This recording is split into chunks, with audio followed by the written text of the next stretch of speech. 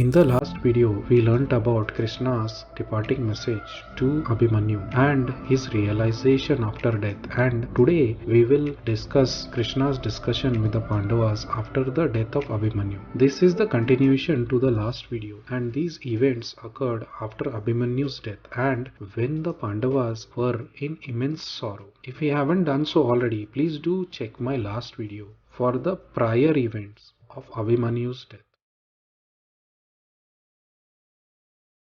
Welcome to my channel, All Things Spiritual. Please don't forget to like, share and subscribe to my channel if you like the content.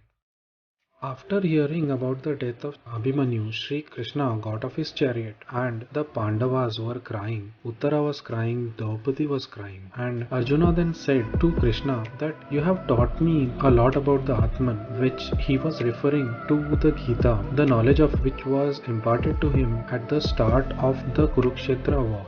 So he told Krishna that you gave me the knowledge of the Atman and I do feel bad, but I'm able to control myself.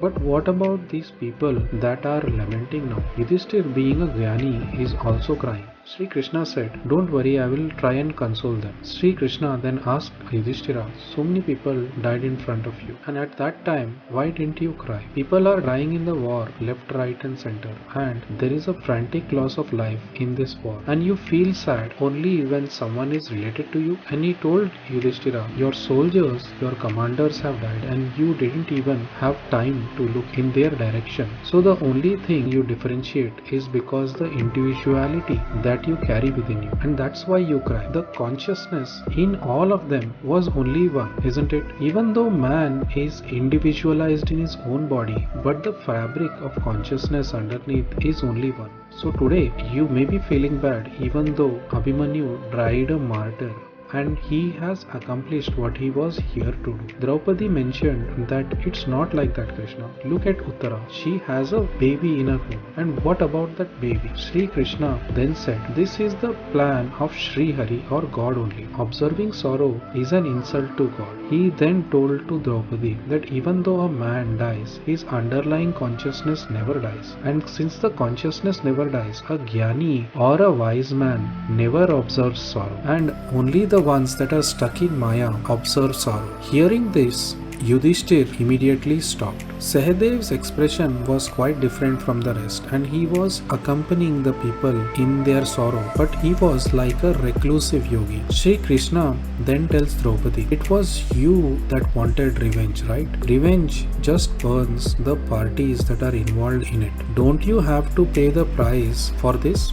The Pandavas are going to be alive at the end of this war. Shouldn't that mean there should be some sacrifice? At least you wanted revenge and this is the price you have to pay. Draupadi replied, no Krishna, Abhimanyu was very young, don't you think? Krishna laughed and he said that this is your ignorance only, Draupadi. Does the Atman have an age? It was the age of the body only. Although his destiny was already decided as he took birth, and the fame that he has received would never end. On a side note, people still name their children Abhimanyu to this day and age. So coming back, Krishna then says observing sorrow for a departed person is a total disregard for that person's life on earth, as everything happened as per the wishes of God only. His death in the war was absolutely certain, and the person that comes to birth inherits the boon or a blessing of death also. Do not look in sorrow due to the lifespan of the departed, and that lifespan is of no use if you think about Dhritarashtra, isn't it? And all these dead people in the war, don't they have one consciousness? And when you think about it, when you see your own relations, you get tears in your eyes. And think about the soldiers as they come from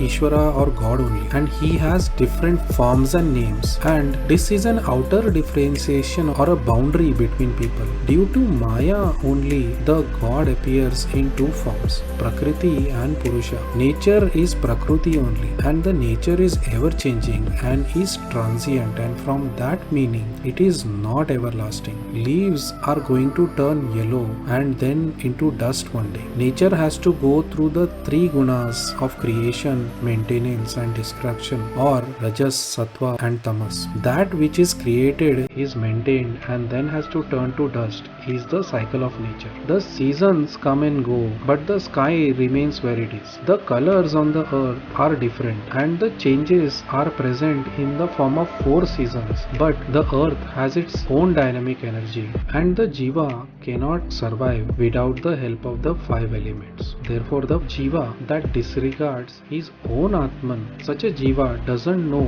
his creator or who Shiva is, and the Shiva actually is unlimited peace and happiness. We shouldn't go beyond the wishes of Sri Hari, and observing sorrow means you are in Maya, and this Maya sends the Jiva into ignorance, and due to this the Jiva remains in his basal state only, and his progress into spirituality of his own self then does not happen. And for this reason the wise one or the Jnani are always entwined with God, and no matter what they don't observe sorrow. The Atman never takes birth nor does it die, and one that goes through birth and death, the Jiva itself is Maya. The consciousness therefore is undying. How did you like the video on Krishna's consolation message to the Pandavas after the departure of Abhimanyu? Please do let me know in the comment section below. Please don't forget to like, share and subscribe to my channel, and I will see you in the next video.